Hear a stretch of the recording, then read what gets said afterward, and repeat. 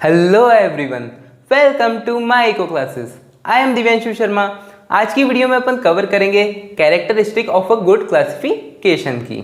इससे पहले वाली वीडियो में अपन ने क्लासिफिकेशन देखा था और ऑर्गेनाइजेशन ऑफ डाटा भी देखा था और अपन ने देखा था बेसिस ऑफ क्लासिफिकेशन। ये सब अपन ने कवर कर लिया है। तो स्टार्ट करते हैं आज की वीडियो को।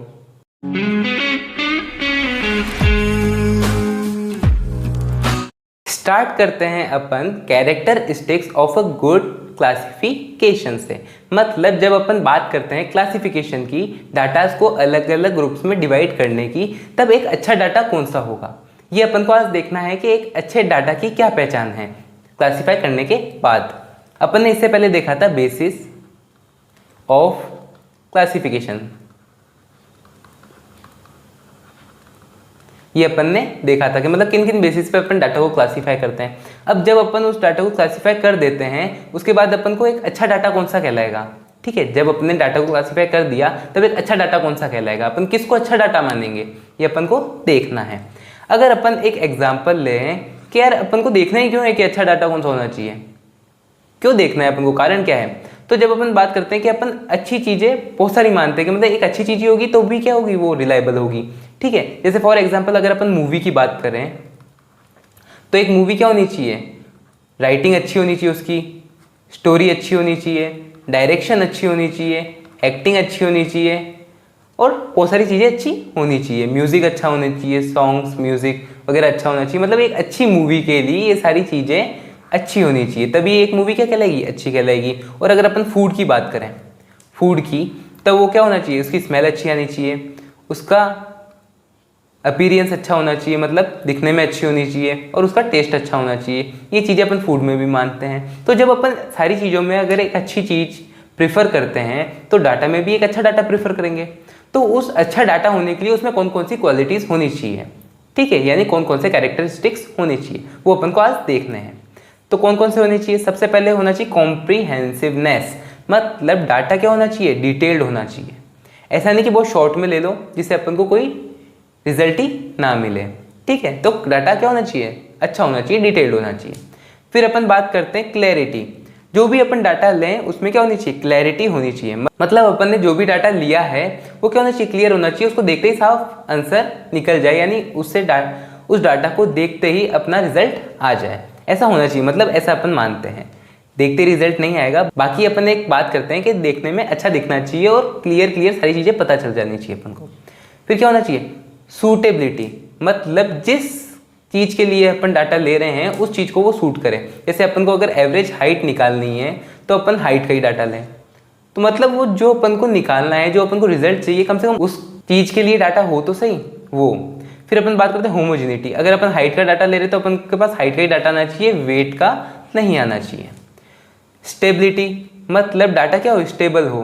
फिर क्या होना चाहिए, इलास्टिक। इलास्टिक मतलब अगर थोड़े बहुत चेंज करने हो, कोई चीज़ की अपन से गलती हो जाए या फिर कुछ भी डाटा में थोड़ा बहुत चेंज आ जाए तो क्या होना चाहिए, इलास्टिक होना चाहिए, अपन उसमें चेंज कर सकें। ये अपन देखते हैं। अब अपन सबसे पहले इनकी डेफिनेशंस देखते हैं। सबसे पहले अपन बात करते हैं कॉम्प्रीहेंसिवनेस की। मैं ये पेन चेंज करता हूँ। कॉम्प्रीहेंसिवनेस की, कॉम्प्रीहेंसिवनेस मतलब डिटेल होना चाहिए, जैसा कि अपन ने देखा। टू गेट बेटर रिजल्ट, एक अच्छे रिजल्ट पाने के लिए एक ये चीज़ एसेंशियल है, to classify the collected raw data in comprehensive manner, कि अपन कॉम्प्रीहेंसिव मैनर में डाटा को कलेक्ट करें, ठीक है, और उसको क्लासीफाई करें। ये अपन देखते हैं। कॉम्प्रीहेंसिवनेस मतलब डिटेल्स में, ठीक है। It means that every item of collected data should get into some classes, कुछ क्लास से जुड़ा हुआ होना चाहिए, कोई कैटेगरी से जुड़ा होना चाहिए, कोई ग्रुप से, and no item of data should be left behind, और कोई भी डाटा छूटना नहीं चाहिए। ठीक है, कि मतलब जो भी डाटा है वो अपने पास सारा आना चाहिए, कुछ भी छूटना नहीं चाहिए। जैसे अगर 50 जनों की हाइट का डाटा है अपने पास, तो अपन जो लें, जो एनालिसिस करें, और अगर अपन इसको क्लासीफाई कर दें तो क्लासीफाई करने के अंदर ये 50 जनों का ही डाटा आना चाहिए। ऐसा नहीं हो कि 49 आ जाए या 48 आ जाए, तो कम नहीं आना चाहिए, जितने हैं उतने का आना चाहिए। फिर अपन बात करते हैं क्लियरिटी, कि डाटा क्या हो, क्लियर हो, देखने में साफ साफ पता चले और आंसर निकालने में ईजी हो। The investigator collecting and analyzing the data should classify the raw information into different classes clearly, मतलब जो भी क्लासेस हो, जैसे हाइट का डाटा हाइट में क्लियरली बताओ, वेट का डाटा वेट में बताओ, इनकम का डाटा इनकम में बताओ, तो ऐसे स्पेसिफिकली अच्छी तरीके से बताओ। ठीक है, फिर अपन बात करते हैं सूटेबिलिटी की, कि जो डाटा अपन कलेक्ट कर रहे हैं, जो अपन को रिजल्ट चाहिए, तो वो डाटा उस रिजल्ट लाने के लिए सूटेबल तो हो। जैसे अपन को अगर एवरेज हाइट चाहिए तो कम से कम हाइट का डाटा तो हो। अपन एवरेज हाइट वेट से थोड़ी निकाल लेंगे क्या? नहीं निकाल सकते, पॉसिबल ही नहीं है। तो इसलिए कम से कम वो उसके सूट होना चाहिए, कि मतलब एवरेज हाइट निकाल रहे हैं अपन तो हाइट का ही डाटा होना चाहिए। The classification should confirm to the object of inquiry, मतलब ऑब्जेक्ट ऑफ इंक्वायरी किस चीज़ के लिए अपन इंक्वायरी कर रहे हैं इसके बराबर होना चाहिए, उसको कंफर्म करना चाहिए। और क्या कह सकते हैं अपन, a classified set of data can provide essential information and require result only when the composition of the classes suits the objective of the investigation, मतलब इन्वेस्टिगेशन जो ऑब्जेक्टिव है, जैसे हाइट का ऑब्जेक्टिव है तो उसको कम से कम हाइट का डाटा तो मिले, ये अपन देखते हैं।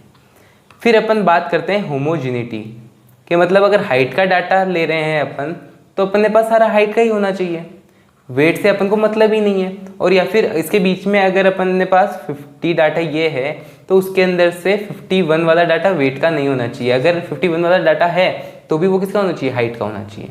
The classification of data based on similar characteristics help in easy and better analysis of data, कि एक बेटर एनालिसिस और एक ईजी एनालिसिस करने के लिए अपने पास जो डाटा होना चाहिए वो क्या होना चाहिए? सेम होना चाहिए। ठीक है, फिर अपन बात करते हैं स्टेबिलिटी की, डाटा क्या हो? स्टेबल हो। There should be stability in the basis of the classification of data. It means that the basis of the classification of data should not change with every investigation, मतलब जैसे a person investigate कर रहा है तो उसको data मिल रहा है कुछ और, बी पर्सन इन्वेस्टिगेशन कर रहा है तो उसको डाटा मिल रहा है कुछ और, सी पर्सन इन्वेस्टिगेट कर रहा है तो उसको डाटा मिल रहा है कुछ और। ऐसा नहीं होना चाहिए। जब अगर ए पर्सन अगर हाइट का ही डाटा ले रहा है तो उसका डाटा, बी पर्सन ले रहा है तो उसका डाटा, और सी पर्सन ले रहा है तो उसका डाटा मैच होना चाहिए, तीनों का अलग अलग नहीं होना चाहिए। जैसे फॉर एग्जांपल अगर मैं बात कर रहा हूँ, एक स्कूल है, ए नाम की कोई स्कूल है, उसमें 12th क्लास के बच्चों का मेरे को डाटा चाहिए हाइट का, तो जो ए पर्सन लेगा, बी पर्सन लेगा, सी पर्सन लेगा, उन सबका डाटा क्या होना चाहिए? मैच होना चाहिए, अलग अलग नहीं होना चाहिए। तो इसलिए क्या होना चाहिए? डाटा स्टेबल होना चाहिए। हर एक इन्वेस्टिगेटर जब इन्वेस्टिगेट करेगा, डाटा निकालेगा, तब सबका चेंज नहीं आना चाहिए। फिर अपन बात करते हैं इलास्टिक की, कि इलास्टिक कैसे होना चाहिए, मतलब क्या हो सकता है? अगर कोई चेंज हो तो चेंज हो जाना चाहिए, चेंजेबल होना चाहिए। समझ गए अपन बात को? चेंजेबल कैसे? Elasticity in data means that the investigator want to change something in classification because of any change in the purpose और objective of the investigation he should be able to do so. क्या होना चाहिए? अगर जैसे for example upon classification कर दिया, ठीक है, और उसके अंदर थोड़ा सा चेंज करना है, जैसे अगर मान लो एक बच्चा छुट्टी पे था, उस एक बच्चे को और ऐड करना है, तो मतलब डाटा अपना ऐसा होना चाहिए कि अपन इजीली उसको ऐड कर सकें, या फिर एक को अगर गलती से लिया तो रिमूव कर सके।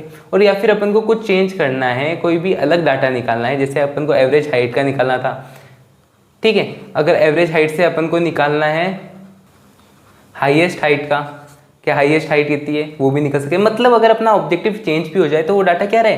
सही रहे और वो अपने ऑब्जेक्टिव पे खरा उतरे। ठीक है, वो देखो, investigator want to change something in classification because of any change in purpose और ऑब्जेक्टिव, मतलब उसका पर्पस है, अगर ऑब्जेक्टिव अगर थोड़ा बहुत चेंज भी हो जाए तो वो डाटा क्या रहे? उस पर भी खरा उतरे और उसको भी उस टाइम भी हेल्प करे। ये अपन किस में देखते हैं? इलास्टिक में देखते हैं। ठीक है, तो आज की वीडियो में अपन ने क्या क्या देखा? इसके कैरेक्टरिस्टिक्स देखे, कौन कौन से अपन ने देखा? कॉम्प्रिहेंसिव होना चाहिए, यानी डीप होना चाहिए, डिटेल्ड होना चाहिए, क्लियरिटी होनी चाहिए डाटा में, ठीक है, सूटेबिलिटी होनी चाहिए, मतलब डाटा सूट करना चाहिए इन्वेस्टिगेटर को, जो इन्वेस्टिगेशन कर रहा है उस हिसाब से। होमोजिनिटी होनी चाहिए, मतलब अगर हाइट का ले रहे तो हाइट का ही लेना चाहिए। स्टेबिलिटी होनी चाहिए, अगर एक पर्सन देखे, सेकंड पर्सन देखे या थर्ड पर्सन देखे, कोई भी देखे, डाटा क्या आना चाहिए? सेम आना चाहिए, चेंज नहीं होना चाहिए। इलास्टिक होना चाहिए, अगर अपना ऑब्जेक्टिव चेंज हो जाए तो वो डाटा उसमें भी क्या है? ढल जाए। जैसे अगर अपन पहले एवरेज हाइट निकाल रहे थे, अब अपन को हाईएस्ट हाइट देखनी है, ठीक है, मैक्सिमम हाइट देखनी है या लोएस्ट हाइट देखनी है, तो उस हिसाब से भी वो डाटा क्या करे? अपन को हेल्प करे। तो मतलब क्या होना चाहिए, डाटा इलास्टिक होना चाहिए। ये सारी चीज़ें आज अपन ने कवर करी है। तो अगर आपको आज की वीडियो अच्छी लगी हो, पसंद आई हो, तो इसको लाइक कर दीजिए, चैनल को सब्सक्राइब कर दीजिए। कोई भी डाउट हो, क्वेश्चन हो तो आप इजीली मेरे से पूछ सकते हैं। अपन मिलेंगे नेक्स्ट वीडियो में।